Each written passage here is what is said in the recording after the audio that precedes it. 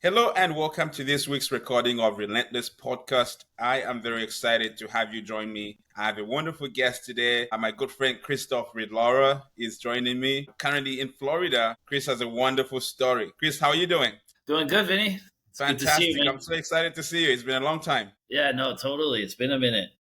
Hey, do you Wild. remember exactly how we met? Absolutely. Absolutely. When I lived in New York City, Uh-huh. I had a second home, which I still have, by the way, in Connecticut.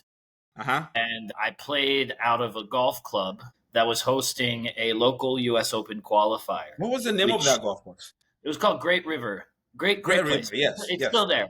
It's still there. Great track, very difficult. Uh-huh.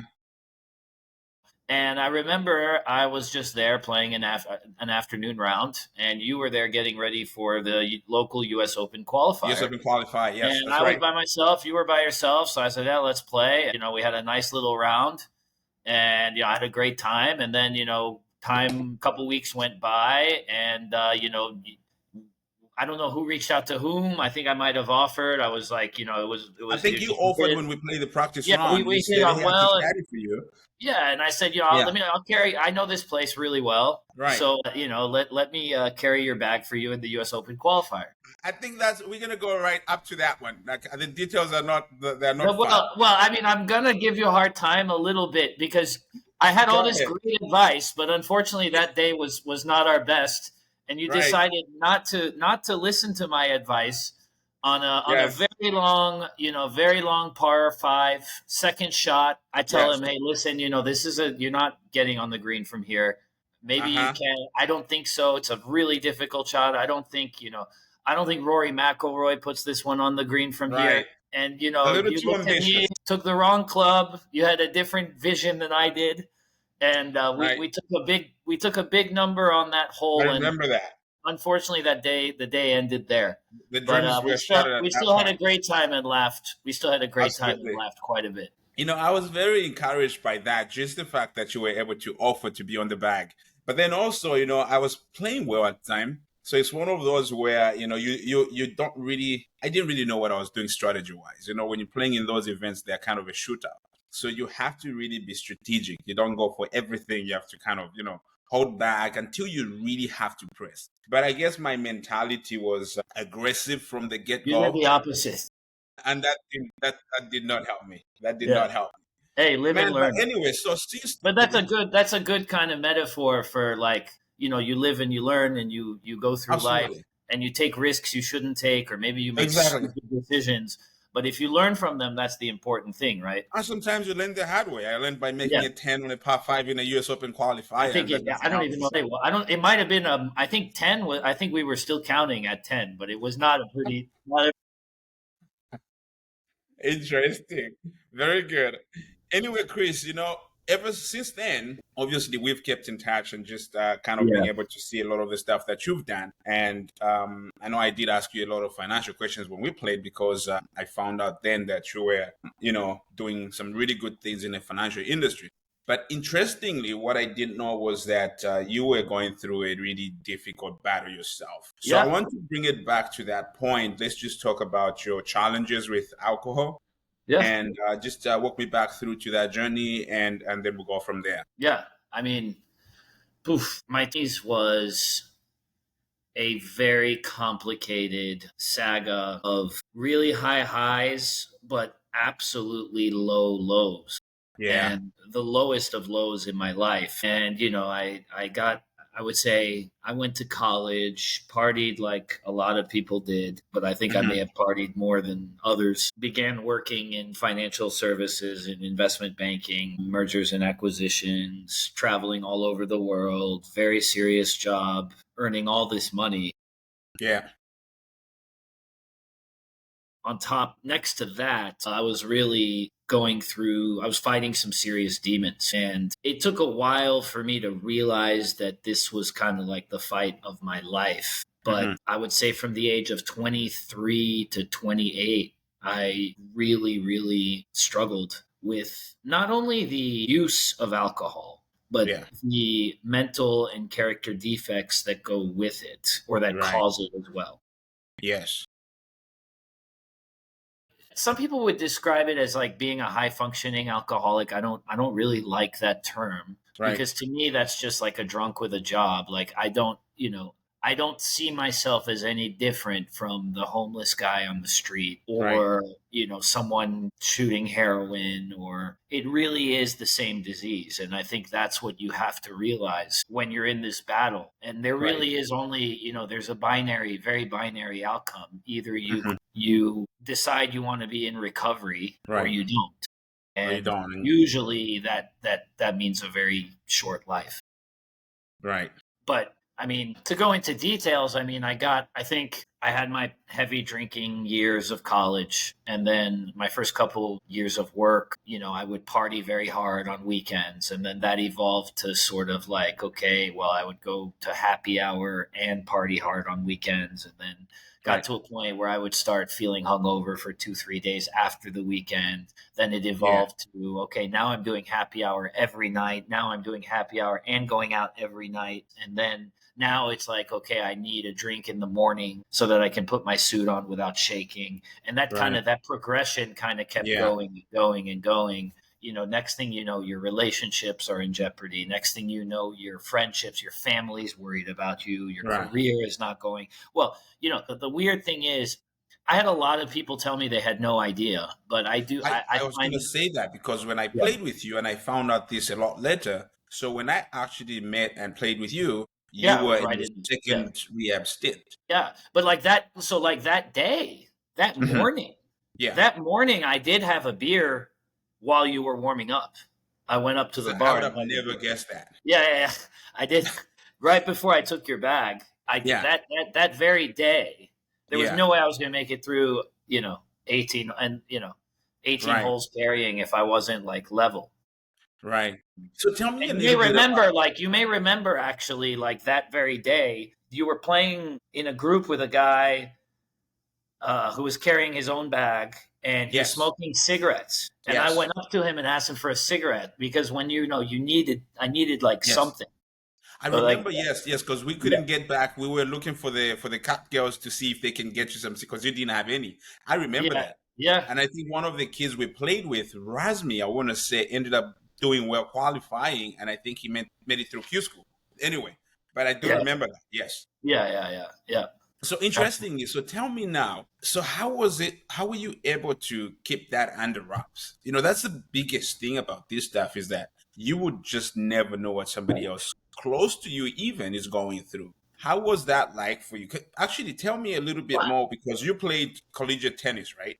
yeah, So yeah. I you mean, were highly recruited to play collegiate tennis. At what highly point recruited is a strong, probably not highly. I wouldn't say you were a highly really good tennis recruited. player? I mean, I got cut fairly early in my tennis career because of that. Because I cared more about partying than I did, So for 3 years in college, I didn't play any tennis, Right. So and tell me now then yeah. about at what point did you see yourself actually drowning? Or did you finally find you just, where you were dependent on this thing? Did you kind of see or notice some signs in you when this was happening? I Because think of like so in the back of my mind, I knew there was a problem. Mhm. I didn't know to which degree it was out of my control. I think that's the biggest thing with alcoholism is there's a point of surrender where you realize that you can't do it alone and that you Right. need help.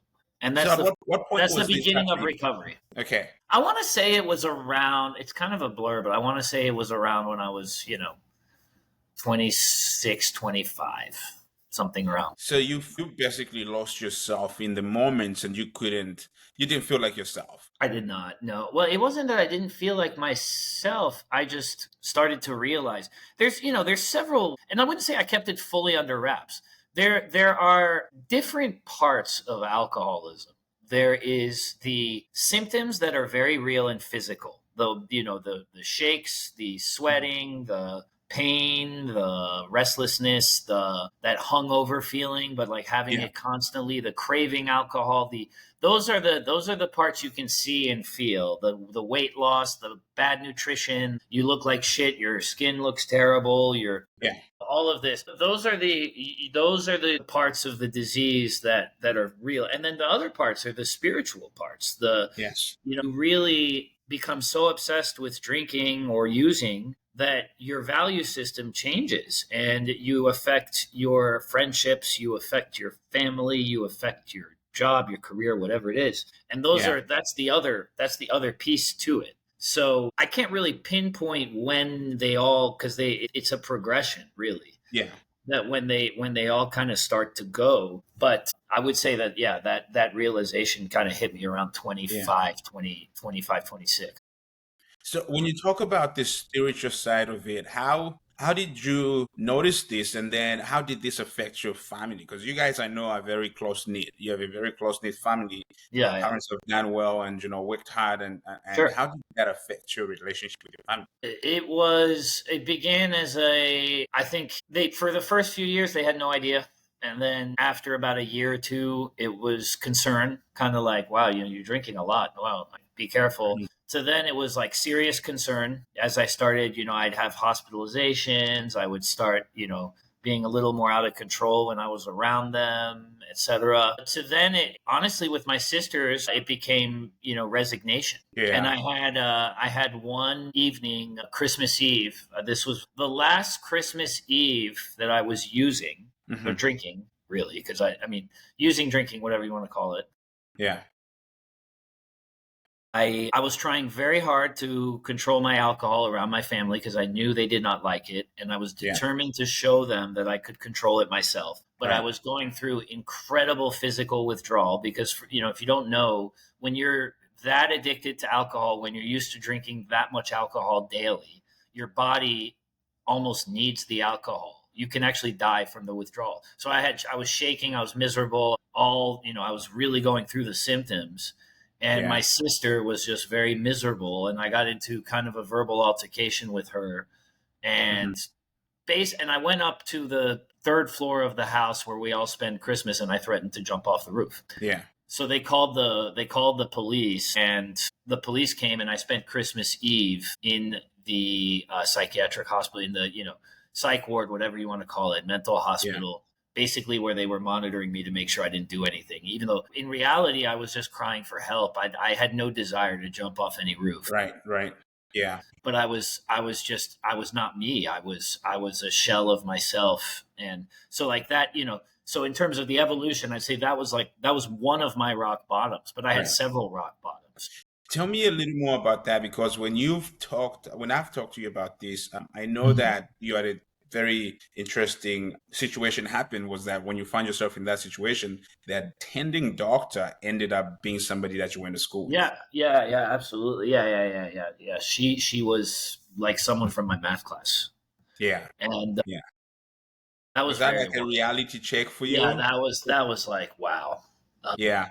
I'm in the psych ward. They're giving me Valium because when Uh-huh. you're shaking and you're coming off alcohol, they give you Valium so that you stop withdrawing. Basically, it like levels you out. And she's Yeah. coming to check my vitals, and I look at her eyes. She's wearing, the mask because that's what they wear in the hospital. And I notice it's her, and I'm like, my goodness. I actually Yeah. messaged her like a year later saying, thank you so much. I have 1 year sober now, and yeah, like down the road, I Yeah. was able to reconnect with her. But it Yeah. was a very sobering moment for Yeah. sure. But Here you also, are. Here I it's am. I feel like, on paper, I have everything I should want. I have a good education. I have a good job. I have, good family. I'm financially stable. But on the inside, I'm just miserable. And I look right. out, and one of my peers is literally the one treating me.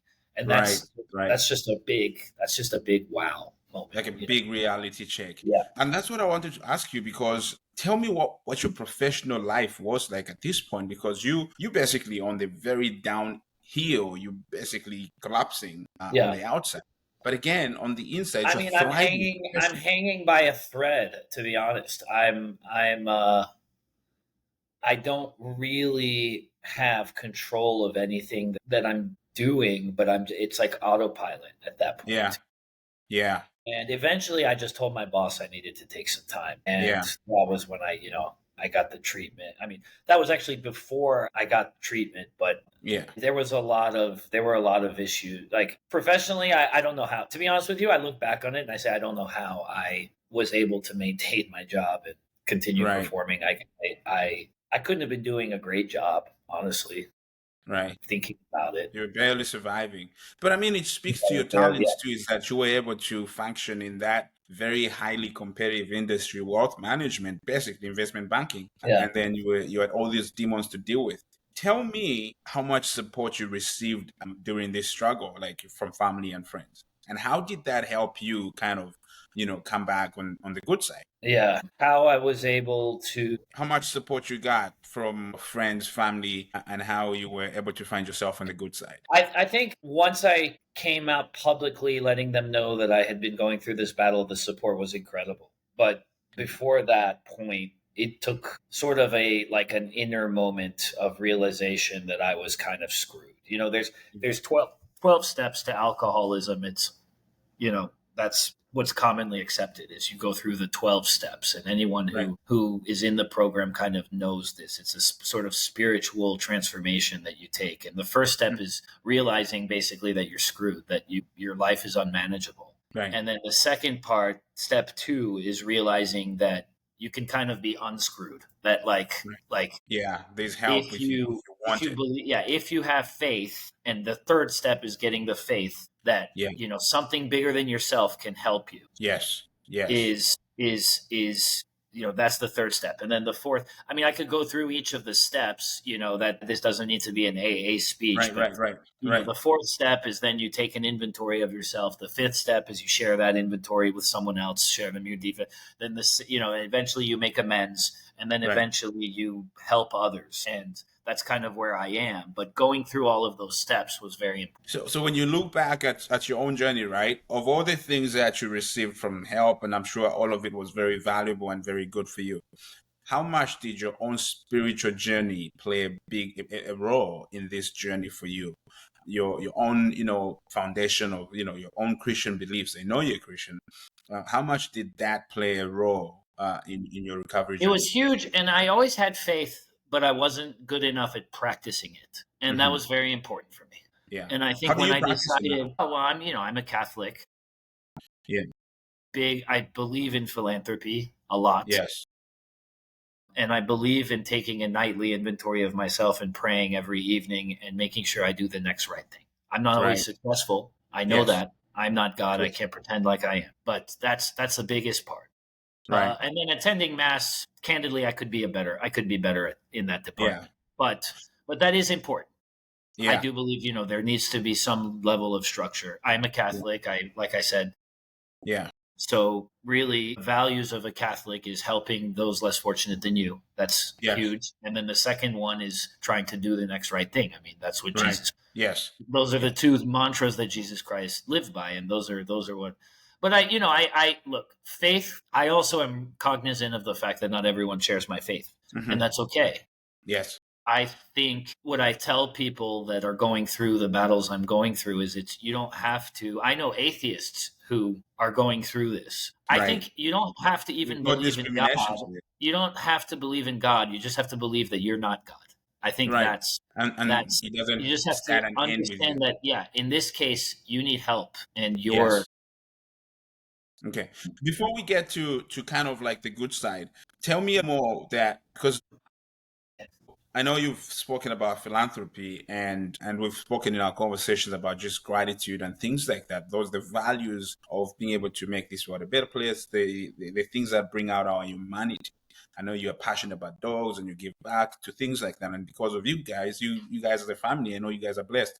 Tell me how much this aspect of living brings you fulfillment, if you want to call it that way. Now, tell me a little bit about that and how you can relate that to now, how your life is balanced, because you are now a little more attentive to your duty. Yeah, and I think I've been asked this question, and I probably answer it differently every time. So now that I put some thought into it, I think it's two sides to it. There is the fulfilling side you're mentioning, which makes you happy and makes you feel good. But there is also responsibility that you feel. Yes. I think the responsibility part for me is the bigger factor. I am an incredibly lucky person, objectively. I was born into a great family. I am somehow still very healthy. I was given talent. I have people around me who care about me. I have people that I care about around me. Yes. I live in a country that is free and wealthy. Objectively, by most measures, I am a wealthy man. Yes. I understand that and I'm grateful for it. And I believe I would be wrong not to give back to causes and people I care about to try to make this world a better place. A better place. While also understanding that I'm limited in my ability to do so. To do so, we right, talked right. about earlier, I'm not, Yes. God or anyone, and I'm not perfect. I'm far from it. Right. I'm a flawed human being like we all are. But I certainly do feel a sense of duty to help others. Help others that might be going through what I'm going through. It doesn't always have to be monetary. Sometimes it's taking a phone call at 1 a.m. from someone who might go to the bar when they've tried to stay sober. Yes. Sometimes it's picking someone up who needs help. Sometimes it's, could be anything, offering support. Sometimes it's, or it could be providing resources to at-risk youth in my neighborhood of Delray Beach, or helping the school that taught me everything have programs to make it better, things like that. Right, things like that. All of those things do make you feel better. Of course they do. Yes, yes. And, I don't have kids. I don't have a family yet. If it happens, great. I'm trying not to stress about it or whatever. For now, while I am a single man, I care a lot about certain causes. I could list them, but I find it important to do my part. Yes. Very good, Chris. I want to say for somebody that might be listening that this was not just like you go through a problem and you discover that there's something wrong and you kind of go seek the help and you just fix it right there and then. I want to emphasize the fact that this is something that you tried, you failed, and then you finally got over. Can you speak a little bit about the challenge of you trying? Because I think it's very important that, somebody listening understands that, just because, let's say, for instance, you're going through something like this, right? Either alcohol, anything. Even when you decide that you're going to fix things, you're going to do right? It doesn't just go right from there. It's going to take a little bit of time. You're going to fail, you're going to have all your mind and everything else focused on making a difference and a change. And there's going to be relapse. You're going to fall and all of these things are going to happen until eventually you cross over and then it becomes a part of your history. Tell me, I want you to speak a little more to just that, especially with the mind that somebody might be listening, that the problem has been discovered. They've tried to get the help. Maybe it didn't go successful first instantly, and then the second time. And then just tell me how long you've been sober, and then just how that journey was like, between the trying, failing, and then until you finally got over the hump. Well, by the grace of God, I've been sober 6 years and change, not 6.5.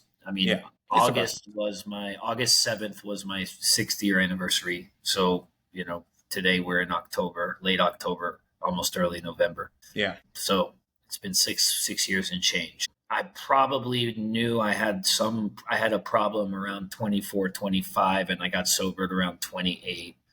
And I went to first treatment when I was 26, I believe, 26 or 27. And I went to treatment 3 times. Yeah. The third time it stuck, and I've been sober ever since. Yeah. Yeah. You're going to fail. You might. There is the occasional unicorn case of a guy who realizes he's got a problem and he doesn't have a drink again and just makes it. I've seen I've seen a couple. But the vast majority that I have seen, because the thing about this disease is it's a manifestation of character underlying character defects. Yeah, character defects is really it. And you may tackle one, but not the other. So it could take some time to, you may be able to stay sober, but you forget about service or meditation or other aspects, things that are keeping you sober. Yes. Making sure you go to meetings, making sure you're doing what you have to do to take care of yourself. If you slip, and I think also a very important thing is we call this alcoholism, not alcoholism. Yes. I am an alcoholic. I will always be an alcoholic. There are guys 25, 30, 40 years sober who are alcoholics. Anthony Hopkins is a famous alcoholic who has spoken. Brad Cooper too. Hannibal played Hannibal Lecter and numerous other characters, famous actor. Bradley Cooper is another one who's very public and open about his alcoholism. These guys have over 10, 20 years sober, and they still refer to themselves as alcoholics, and I do too. I am still in recovery. I still have to continue my prayer. I still have to continue helping people. I still have to continue trying to do the next right thing, taking inventory, knowing when I screw up, because I will screw up. I will do bad things. I am a sinner. I am a human. Yeah. All of this is important. So it's like you said, it's a progression, but it's also it's failure to an extent. I mean, like sports. Right. You're an athlete and so am I. I've definitely lost more matches than I've won. Yeah. Yes, absolutely right. And you've lost more golf tournaments than you've won. Oh, absolutely. So many times. It's like a lot, right? You've probably hit more bad shots than good ones. By far. Absolutely. That's life. I think how many times in your life can you think back to a moment and say, I handled that perfectly? Yeah. Very, very rarely.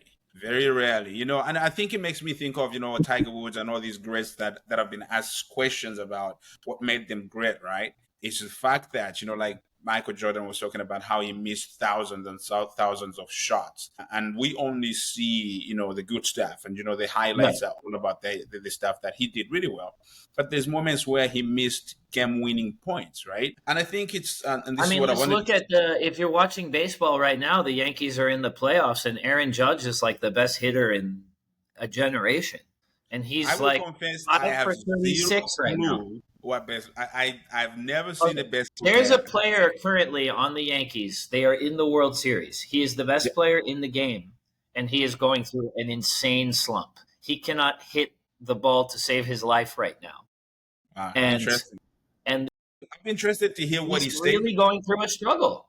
But he is by far the most talented hitter in the. And I mean, look, I have this. I'm looking at it. I have the plaque of my hole-in-one. I have one hole-in-one in my life. It's right there. I can see it. There's a picture. The club gives me a picture of the hole and the ball and everything. I put the ball there, and that shot was. I shanked the shot, and it really? I hit it. Yeah, it was like fat. I had the wrong club. Like it was not a good shot, but it went in. You get some good breaks in life. Yeah, you do. I get it.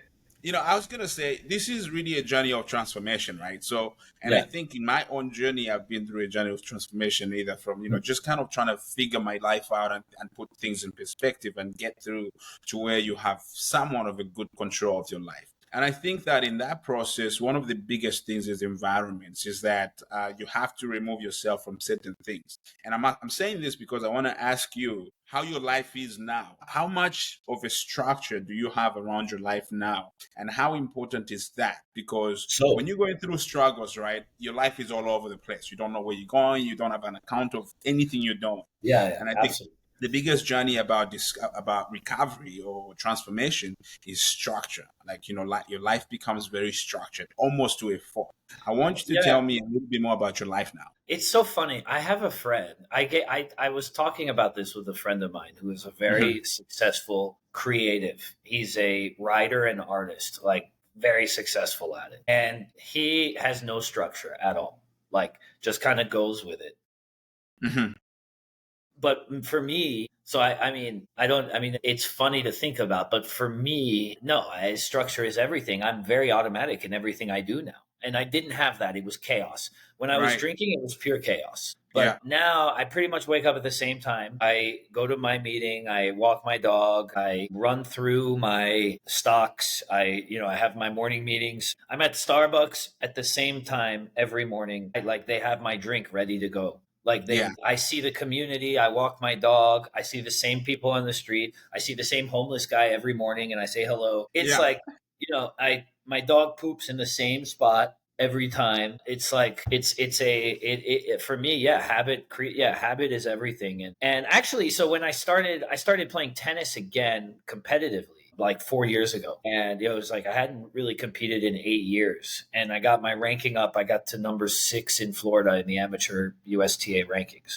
Mm-hmm. But I did that through a ridiculous training program, but I was doing the same thing every day. I was really good routine your life. I was hitting 1,000 balls this way, 1,000, it was just bang, bang, bang, bang, bang, bang, bang, bang, till you get bored because you're not missing. Right. Same thing, bang, bang. It's probably like you when you're hitting the 50-yard chip and you're trying Yes. to make it stop at the same place. And until you get like 10 in a row, you keep going and going and going and Right. going. Or Right. you hit the putt, the 5-footer. You hit like 55 footers in a row until you don't miss. Michael Jordan, his free throws. It's the Yes. same thing. If you watch, you can find this on Instagram or whatever. If you watch Novak Djokovic, tennis Hmm. player, he does the same practice every single time. It's literally the same exact routine That's what it takes. That's every exactly what it single takes. time. He doesn't do something new. He doesn't do a different thing. He doesn't try different things. He doesn't. Now, he might work on one a little more than another here and there, but the Yeah. drills he does are the exact same Right. I mean, there's every gonna be an single time. occasional anomaly where somebody that's just like, they, and this, we've had stories about tennis players and golfers that, drank the night before and stuff like that. There's always those stories. But I want Yeah, to but I say can think of them. I know who they are. right, Like, think right, of them off exactly. the top of I your know a head. few guys in None golf. of them are like the greatest of all, like very, like, yes, you're probably like, oh my God, that guy's brilliant. Imagine if He he could like, be so much better, right? imagine what he could be. He Yes, could be yes, so much better if he exactly. could just, do some of these things. I think of guys like John Daly in golf. Yeah.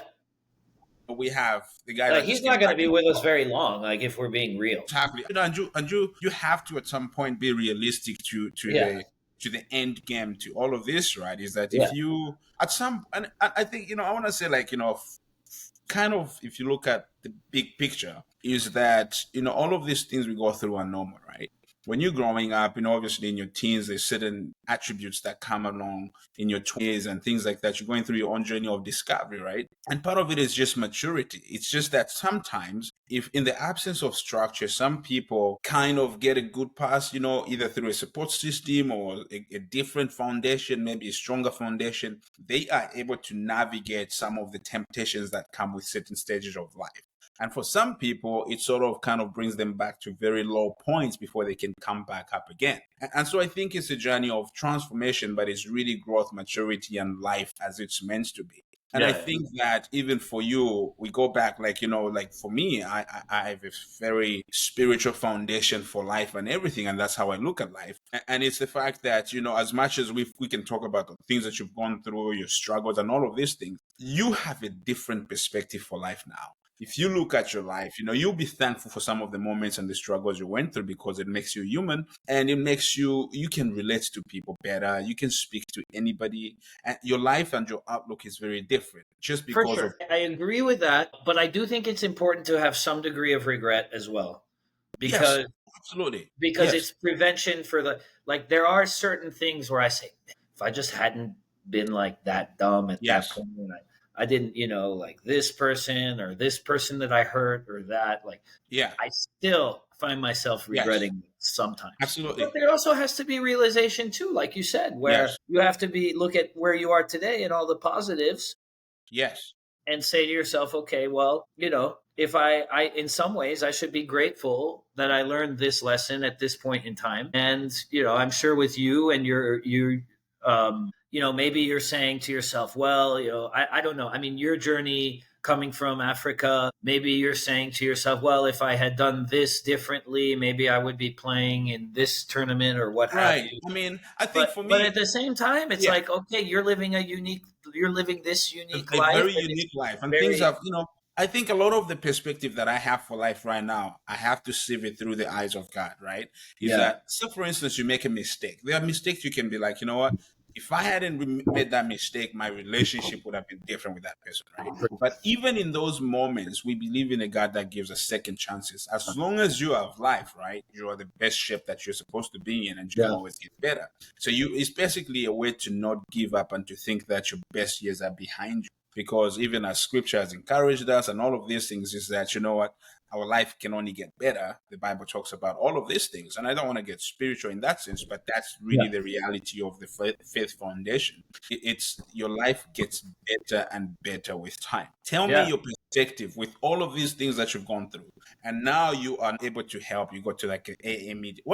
Tell me a little bit more about AA meetings. What does AA stand for? Alcoholics Anonymous. Okay, so you go to these meetings. Tell me a little bit about how you are now able to help out, and just the fact that you can relate. There's a lot of people in there going through this either the first time, second time, third time, fourth, fifth time. Well, so part of the anonymity of the program is I can't say too much about it, but Right, right, right. what I can say is it's a support group. I can tell you how they basically work. I mean, is very common knowledge. No, I You mean, I should, want to find out like how much fulfillment, if you want to call it that way, it brings you that you're able to help somebody now. You're not just Excuse me. talking I to mean, somebody that it's doesn't what know. keeps me honestly. It's what keeps me sober. That's If good. I'm having a bad day and I can help someone, if I get a phone call, I get messages from friends all the time telling me, "Hey, man, I've never told anybody this, but I don't know if I'm an alcoholic, but do you think I'm an alcoholic?" Or I get parents of friends of mine calling me, asking for help, asking for advice. Yeah. Yes. And I think you have to be careful in terms of like understanding the limits of what you can do, because Yes. I can't get anybody sober. I can't do that. I don't have Yeah. powers. Jesus maybe did, but I don't. Yeah. What I can But then do also, is it's not a magic journey. It's not just somebody like you pray about it and it just goes away. This no, this involves a I lot think of share well, discipline. I can say what works for me. I can share my story. I can Mhm. listen to the other person. I can give Yes. feedback, but there's Right. no way I can't be like you. What we really need to realize as alcoholics is we don't get in the car and go chase people, and we don't, we can't go out rescuing them and look like it's not possible. There's a lot of it that has to come from the alcoholic, him or herself. Right. So Right. it's a balance, but it's certainly, I can tell you what the positives of AA that I do get are several fold. One of them is listening to others and their stories, and I always find something in common Yes. that I have with that person, whether it's someone who literally grew up in a gang in South Boston, Hmm. or someone who grew up a billionaire, or someone who is homeless. Like, everybody has a story, but you can relate to their alcoholism in some way, shape, or form. I can relate to something they're saying because I did and felt something similar. And that's the big power of Yes. AA, is the sense that you have this whole community of people who have been and are going through the same thing, various Yeah. degrees, various time frames, various levels, various everything. But Yes. we all have this shared, we all Experience. have this thing we share. Yeah, shared Right. perspective and this shared Yes. journey. And being sober is hard. And Yeah. so yeah, I mean, that gives me a ton of gratitude, and it's really a beautiful thing. I invite friends of mine. I mean, you can go to an open AA meeting. You don't have to be an alcoholic to go to them. Hmm. There are what's called open meetings, and I brought friends with me, and Yeah. but I think yeah. So I mean, you get a lot, Yeah. a Very lot. good. So professionally now, tell me a little bit. I want to move now to the positive side of things. Like Mhm. now, obviously the journey is continuous, and I think, Chris, I couldn't thank you enough for sharing your story and just being open. The journey is continuous. I don't think it's going to be 100%. There's going to be a lot of struggles as we all go through our own individual struggles because of just life is like that. Yep, But the fact that you have this much perspective and you still have your life, you still have your family and all these people around you and supporting you, it's just phenomenal. And you're a blessed man. Very, very blessed. Tell absolutely. me professionally now, how's life professionally now? And I say this because I want to move a little bit to kind of get a little more of your wisdom about your financial experience and things like that. So how are you doing professionally? How's your business? Yeah, I mean, so I run a fund where I manage money for my family, for friends, for organizations, and I make investments for them. It's very research oriented, very process oriented, very conviction driven, and I focus on the long term, Hmm. but I also look at growth stories in certain industries. So, Yeah, we've invested in everything from restaurants to AI to sporting yeah, goods to luxury goods to, all kinds of industries, to school buses. I mean, you know, yeah, good business is a good business. I'm industry agnostic. yeah. I would say, my background before was in mergers and acquisitions. And mergers and Mhm. acquisitions is when I worked at an investment bank and we were hired to sell the company, or hired on behalf of a company to buy one. So that's a very transaction oriented process. That's kind of like, I would call it like the real estate agent of finance. Mm-hmm. Whereas like what I do now is I invest my own capital and capital on behalf of other people. So it's a big share. It's, having someone else's wealth in your hands is a big responsibility, and you better be right more often than you're wrong. So, and there's no shortcut to being right. It's really just doing the research. Sometimes you may be unlucky. So, COVID happened and the whole market corrects, and that's something I can't control, like a pandemic.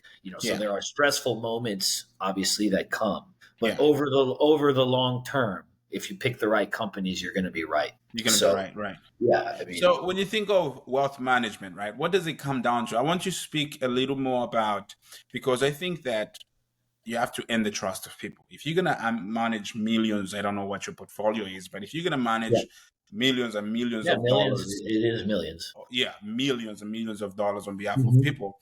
You have to build the relationships, first of all. You have to be trustworthy and all of these things. Sure. How much are relationships important to you, especially professional relationships? Well, relationships are very important. And I think honesty and candor are important as well. And I think owning mistakes is important. But ultimately, your track record is what's going to keep you in business. No one's going to give you money if you keep losing it. Right. And in many ways, it's a lot like sports where, if you're a professional golfer or a professional tennis player and you're not winning enough to earn a living, you're probably going to do something else. Right. It's kind of a very realistic industry. You eat what you kill in that sense. I earn a percentage of what I return my clients. So that's kind of how it goes. Right. And in order to do well, I have to do the work. Right. So that's, and I think that being in a good state of mind, having control of your emotions, having long-term visions, a lot of what you apply to do well in life are things you apply in investing, but you have to know what you're doing. Right. In my opinion, you need some kind of formation, some kind of training, proper training. I see a lot of investors. I see a lot of everyday people who open a Robinhood account and just start buying random stocks. Yeah. And I ask them, I say, so why did you buy that one? Right. Well, it was going up. Or I think it's going to go up and that does worry me a little bit. Yeah. Because I think you should at least know, what a balance sheet is, or what an income statement looks like, or what an earnings. What's the best financial or investment advice you've ever received? I have a couple really good cliches. Tell me. And I learned a bunch of these. My dad's like a very, very veteran investor who's, you can find him. Can't lose money making money. Yep. So say you buy a stock at $10 and you sell it at 15 and it goes to 22. Right. After you sold it. Well, you still made 5. So you can't lose money making money. Right. I mean, I'd rather have sold it at 15 than not have sold it at 22 and something happens and it goes back to 12. And then, so in other words, if you do the work and you're happy with, don't take risks you're not comfortable with. I think that's what that comes down to. So would you say, go ahead. Yeah. Would you say so for somebody like somebody starting in the financial industry and they want to basically just build some sort of income, would you say something like an S&P 500 is a really good start to investing? Yeah. Yeah. I mean, I don't think you're going to lose money doing that. Yeah. I mean, it depends on how much you're going to put in, but obviously. Well, I think investing in the S&P 500 will not lose you money. No. Right. Over time. I mean, yeah. They won't. What do you think is the biggest? What I'm trying to get to the present financial outlook, right? What do you think is at some of the biggest things that obviously the AI is driving a lot of the numbers and things like that, Bitcoin and all of those things. What do you think is the biggest financial thing coming our way? Yeah, I mean, well, if you look at this last year, the two massive industries that have kind of really exploded are one, weight loss, two, artificial intelligence, and to a lesser degree before that was the cloud, data storage, because we didn't have enough data storage and we found a way to store data, in the Right. cloud, and now you can basically have your whole life, right? You can have Right. all your videos, pictures, memories Yeah. somewhere, and that's important to people. Yeah. You look at the companies that have done very well in my portfolio. I think of one, Salesforce. Salesforce, It's, especially COVID it's, helped it's something that's Salesforce a lot. essential to a business. Like a business cannot really, a big business cannot function without something like Salesforce. Yeah, right. Like you can't. And Right. so you need something that's able to withstand the cycles, because there will be economic cycles, and no one's getting rid of Salesforce. They may spend less on their subscription, they may renegotiate the terms, but Right. fundamentally the company is still going to be there. But I mean, So Salesforce would be a I good don't know start. if I don't really like this idea of what's the next industry, because that's very unpredictable, and I think you also don't, things can happen that completely change it. I mean, Right. so, I remember, I'm old enough to remember, the dot-com bubble, when everybody thought, I remember, this time last year, energy drinks was a huge industry, and now people have stopped drinking them. So, I think the rules you should follow. I don't think you should be chasing that. Like, I don't know that it's necessarily like trying to find the next big thing that's going to take off. If you do, and you're one of those lucky people that does, and you make millions, like, good for you, congrats, have fun. That's Right. not really what I'm interested in. I want steadiness. If I grow my portfolio 10, 12% a year, I double my money, every 5 years or so. If I double my money every 5 years or so, I'm doing a lot better than inflation, that's for sure. So I'm Right. getting wealthy. And Yes. So which is a really good perspective, because you're thinking long term, and really that's really the key to investment, is like you got to think about long term investment. I think for people, for everyday retail people, for those who don't do this professionally but want to invest in it, I think a key thing, actually, I think it's better to, personal finance is more important. Spend less than you earn. And obviously you don't have any debt. Debt. Get rid of debt. If you need debt, I mean, the bad debt, obviously. I don't mind people taking out. I don't mind people getting some debt to go to school. Yeah, right. To get energy. I mean, I think that's, but I mean, not debt to go on vacation. A car loan is a little tough for me. Right. I have friends of mine who are not wealthy who have car loans. Say, why the hell do you have a car loan? Buy a used car. Right.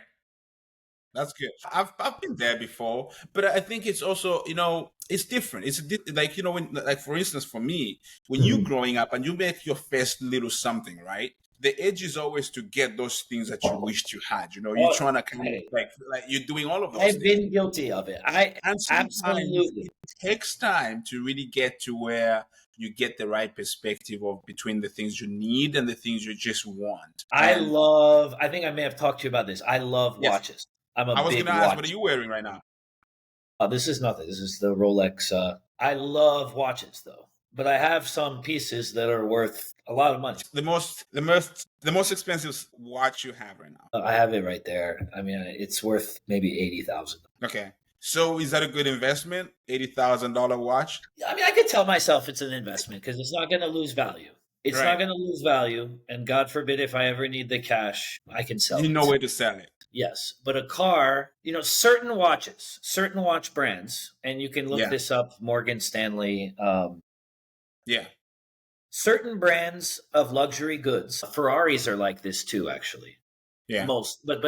That's very rare for cars. Most, like, cars, they lose value the second if you buy a new car. The sticker price gets cut in half the second you leave the lot. It's not worth anything. It's not. If you have a loan based on the original value of, you've just lost, and you're not only that, but you're paying interest more than you're paying interest, and interest rates on a car are usually awful. Crazy. Now it's like what, 7%. So I am like, man, dude, just what do you drive now, Chris? I drive a beat up 2018 X5. I have so why would you can literally walk out and buy a Ferrari? Why wouldn't you do it? I mean, it would be irresponsible of me to buy a Ferrari. I don't need the car. It's not bad. It's a great car. Like it drives well. I don't need more than what I have. I don't need it. I mean, everyone has their thing though. I love shoes. I'm not knocking consumption, and I get it. I get it. Yeah. you You can know, I'm have trying to get the you difference. can have pleasure from going on a nice vacation. You can Right. have, but if you really want to grow wealth, if you know, I don't mind spend like hey, what people do, it's freedom. Like Right. Right. you're Right. Do whatever you like want with your money. exactly. You're not gonna. And I say this to people. Have you been to a funeral? You been to a funeral? Yeah. Yep. Open casket. You ever see one of My those? dad, that's funeral. Yeah. Did he put? Was there a Rolex or a Ferrari Zero. in that? Nothing. There was a PGA tag. My dad got my PGA tag. Was there? Was there? Did the vacation go in the coffin? Zero. Nothing. No. So, was there any money in the coffin? No. Okay. So, like, I understand consumption, like living life, because you don't have. And I don't think your dad didn't get up from the coffin and start again, right? He had to Right. go. Right. You're done. Yeah. You're done. He's You're done. done, right? Okay. Yeah. So, I mean, God bless him. He's in heaven having a great time. I'm sure they have a nice golf course up there, and I'm sure he's doing Absolutely. He's great. playing and he's Sure they caddying for have Jesus. I'm sure they have nice stuff up there, but Right. like you only I get to get live it. Yeah. once. So there is a Right. line. But if you really want to be wealthy, the It's bottom that line is how you discipline. get wealthy. Bottom line is monitoring your expense and Yeah. and limiting your expenses to the absolute minimum. Yeah, and it took me a long time personally. For me, it took me a long time to really get to that understanding, because I think that what you have to get over is perception. A lot of the times when you first land your big deal and you come into some money, right?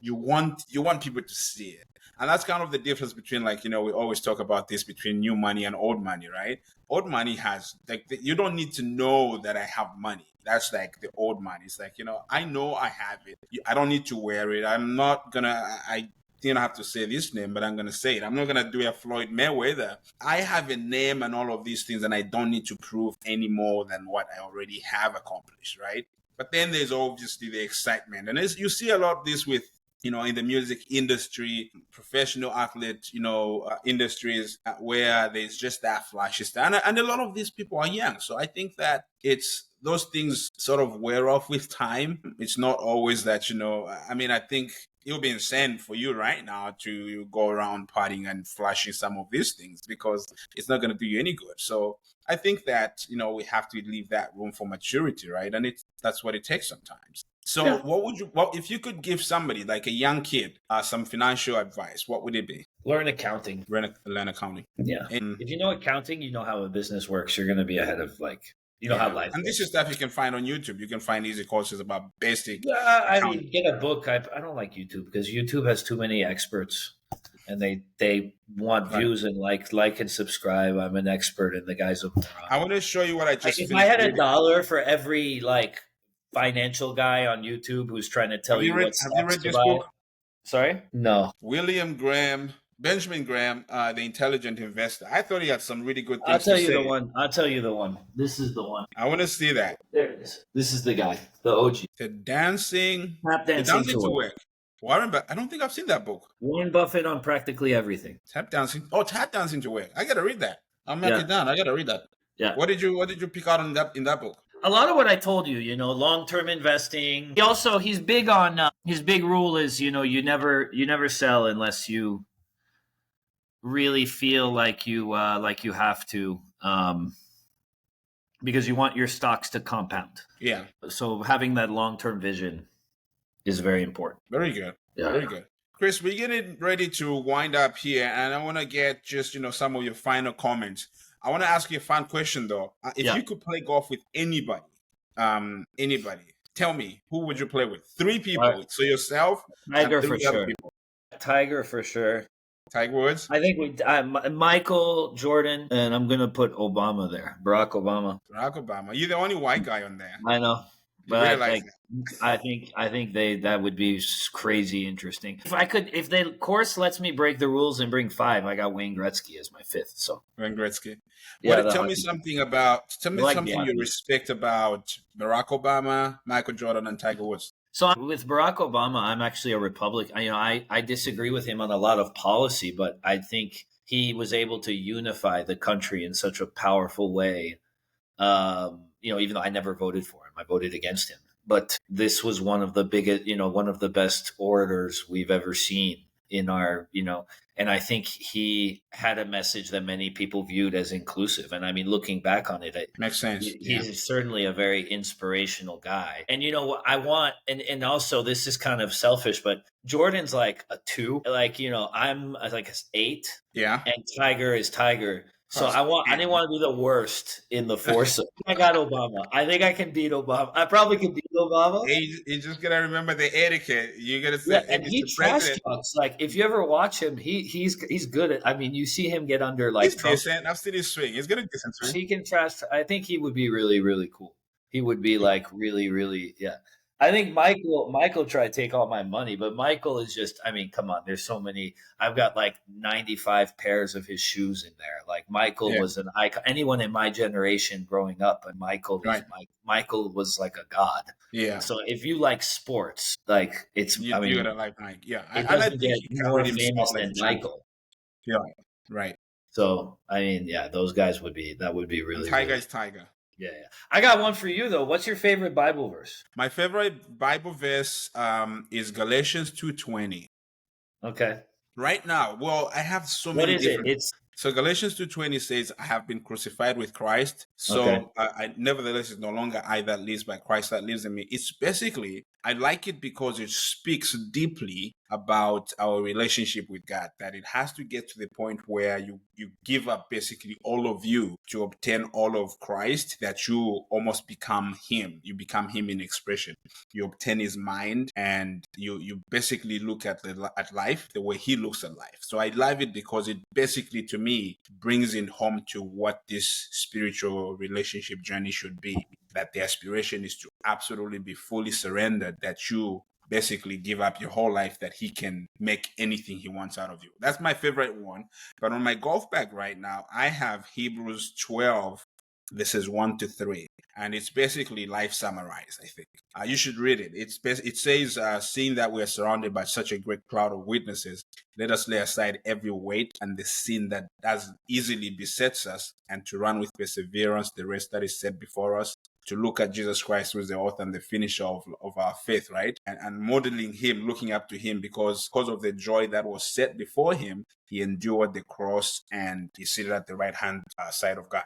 And that's life summarized. It talks about, the endurance in there. It talks about the hardships. It talks about all of these things, and basically paints that model of looking at God, who is the ultimate author and finisher of our faith. How about you? I go Leviticus 19:34. What does it say? Basically, treat the foreigner as one of your own. Very good. Because you were once a foreigner in Egypt. Like it. So it's Tell me that again. I gotta look it up. Leviticus. Old Testament, but it, in this world of, where there's, my father was an immigrant, came to this country with nothing. And, Yes. Immigrants do tend, so it's a bit of a political Bible verse if you think about it, but it basically What was it again? Leviticus what? Leviticus 19:34. 1934. I can read it Very verbatim. good. Yeah. Basically, the foreigner residing among you must be treated as your native born. Love them as yourself, for you were foreigners in Egypt. Very good. And basically, that's saying, you want to be welcoming to people coming to your land. And I think I love, as a proud American, I'm the son of an immigrant. You are an immigrant. Yes. I think it's extremely important that we recognize, and that we be welcoming and open to people who are trying to do great things. Trying to do great things in our land, and in this day and age, with some of the rhetoric and politics that, I don't want to get overly political, and I know we have to wrap it up, but I do worry about the direction our country is going in. Right.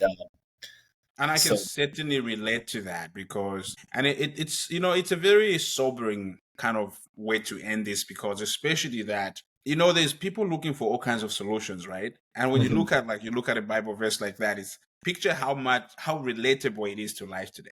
It's funny that people have written books and written things that people have thought that they're some of the greatest revelations, and people have modeled that for life, and you relate that to maybe one or two Bible verses. It's like the Bible is really a template for my life. And I love the fact that it's given me the ability, especially when I have a relationship with the Holy Spirit, it's given me the ability to reflect and to take myself out of the picture in analyzing life, politics, and all of these things. Because, like, for instance, all the tensions going on in America, right? Beyond all of those things, it's not really the end of the world. The war doesn't start and end with America.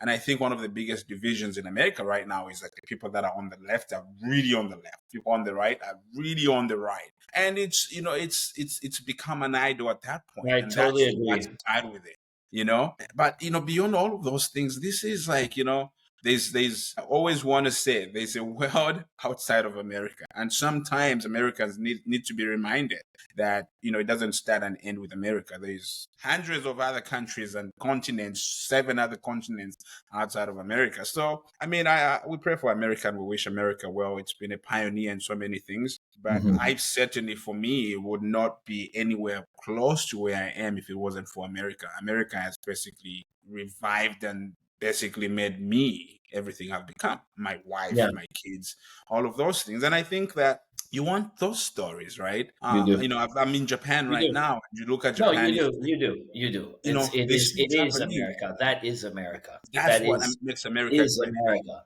Yes. It's not chicken wings in football and baseball. It's Yes, no, it's it's it's people coming in and playing from cricket. Like all walks of it's like life. like Yes, what is yes. cricket? And I think that I don't want this to be political, but that those are some of the values that I look to. But obviously, my strong Christian foundation, because I think that a nation, especially as America, founded on biblical principle, over time is trying to finesse and do all the right things to drift away from that, and that's where the I problem agree. happens. Yeah, And so I think America needs somebody that can bring America back to its foundational principles. Because again, another verse that I was just reading about the other days in Chronicles, and it speaks of Zechariah, and it says that for as long as he sought the Lord made him to prosper, right? And I think that, without digressing here, it's those values that are important. Very interesting. Chris, this has been wonderful talking with you. I've really, absolutely. really enjoyed it. I wish you well, my friend. Thank you so much for sharing your journey. Yeah, and I'm excited to see all Absolute of trooper. these. I'm really excited about it. Thanks for having me be a part of it.